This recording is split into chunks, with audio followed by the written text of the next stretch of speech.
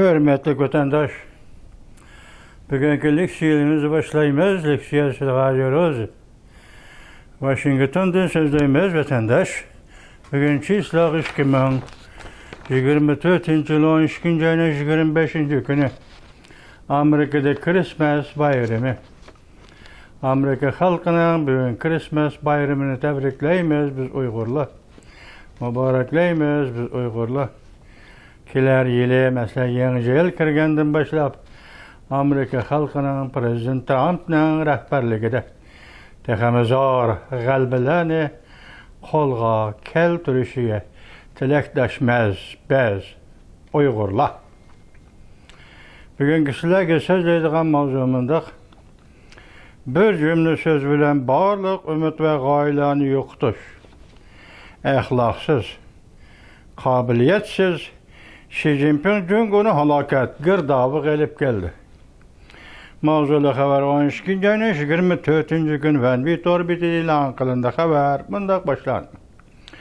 Amerika mətbuatları haberdar kişilerinin sözlerden nakıl keltirip Xi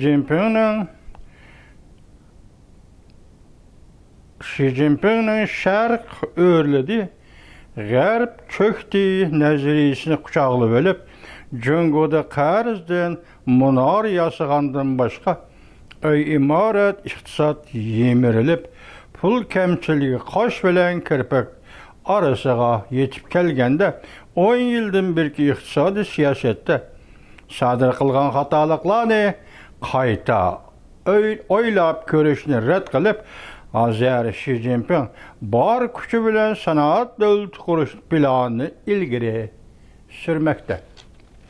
İqtisad tügüde sanaat dövleti. Sanaat dövleti için bir asas olur. Nima asas olur? Bir maddi asas olur gerek vatandaş. İkincisi məneviyeki bilim.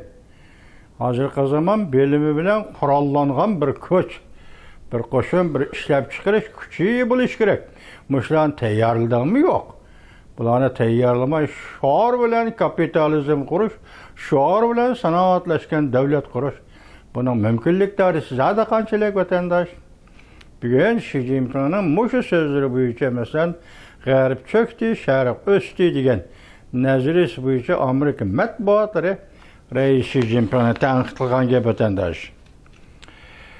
Bu arqılıq Amerika ve Gərb dövlətlərə qarışdırıb, muşu nəziriyə arqılıq qaytarımız zərbi verib, Gərb dövlətlərinin besim selişinin öç elişini gözlemekte. Demek şundaq çağlıdı, Gərb dünyası cüngüge besim işletti dep oyladı.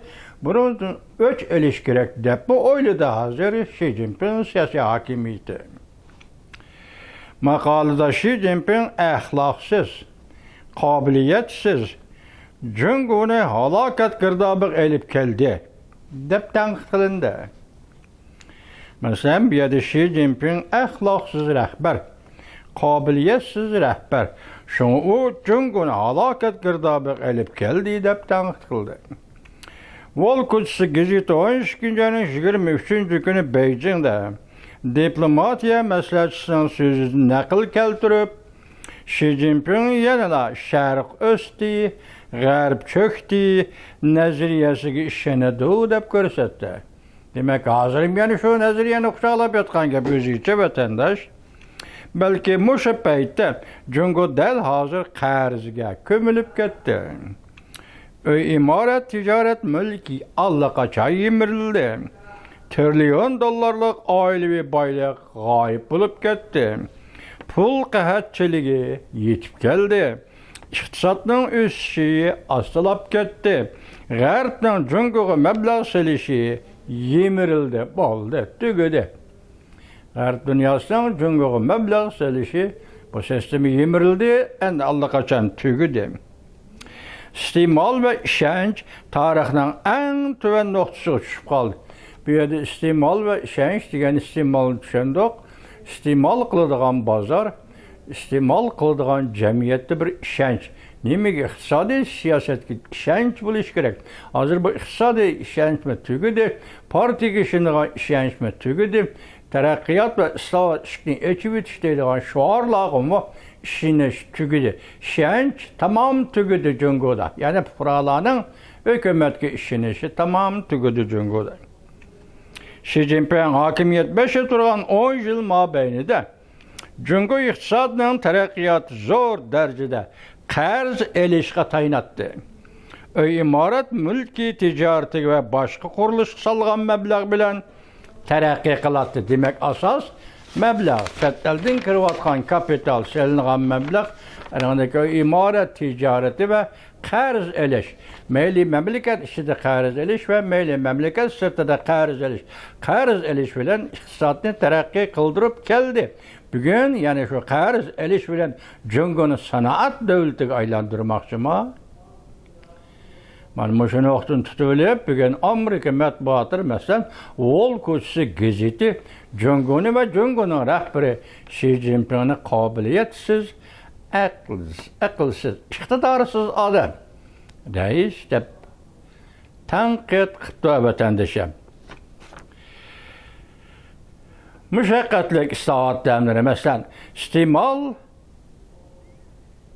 chiqimni oshirish iste'mol chiqimini oshirish qisal qaraldi. Balki Kompartiya kontrol qilayotgan siyosatni kuchaytirish yo'lini tanlab oldi.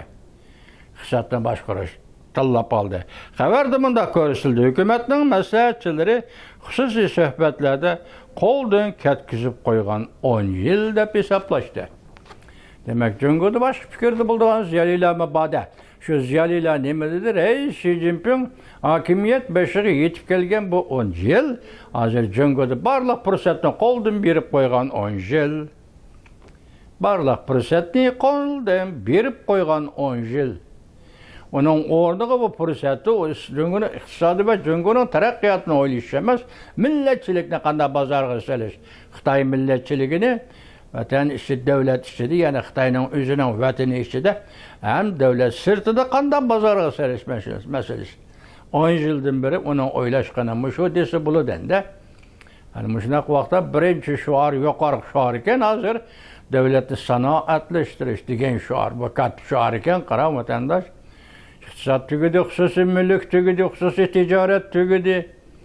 Hazır devlet ilgiligideki şirketlerimi, dükkanlarını hemisi takaşkı başladı, şirketlerini takaşkı başladı. Neymi asasını 58. yılda epkeş götürüp Harkayı ya diyen nakşını tavlap Şehir kızar diyen nakşını tavlap tüngen sözlü kazışının geldi o. Şu nakşını tavlap azı vatanını kanda saklap kılış. Vatan demez. Emniyeti vatan diyen sözün özgergen şekli Cungo Kompartiyası hükmürallığını kanda saklap kılış. Bugün bu partiyanın oylaydığını, bu partiya daisinin oylaydığını del saklap kılış. Kompartiya hükmürallığını kanda saklap kılışmaz. Vatandaş. Bugün müşahit toxtaylı bayram günü aramalısıyla vatandaş.